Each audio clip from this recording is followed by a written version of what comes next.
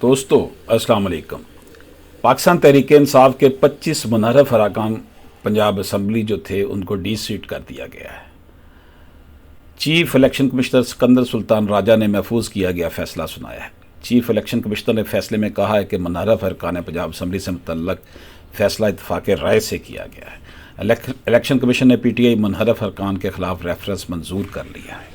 इनमें जनाब अलीम खान, आयशा नवाज़, अमीन जुल्करनैन, नज़ीर अहमद चौहान, उज़मा कारदार, मलक सईद अकबर ख़ान, मलक नुमान लंगड़ियाल, मलक ग़ुलाम रसूल, मलक असद अली खोखर, एजाज़ मसीह, फैसल हयात, अजमल चीमा, मोहसन अता, मियाँ खालिद महमूद, मैर असलम, नज़ीर अहमद ख़ान, फ़िदा हुसैन, ताहिर, सब्तैन रज़ा, सलमान, राजा सगीर, साजिदा यूसुफ, हारून इमरान गिल, ज़हरा और ज़वार हुसैन वड़ैच, ये लोग जो हैं इनको डी सीट कर दिया गया है। अब ये मेंबर नहीं रहे पंजाब असम्बली के।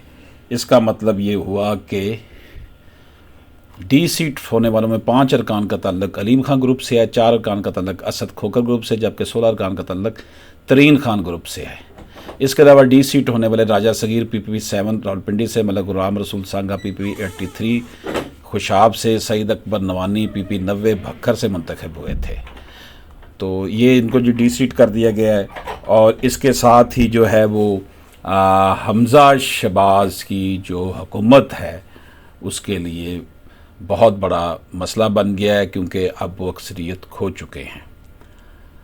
ये थी इलेक्शन कमीशन ने जो फ़ैसला किया है, इसको हमने आपकी खिदमत में, जो लेटेस्ट फ़ैसला उनका आया वो हमने आपकी खिदमत में पेश कर दिया है।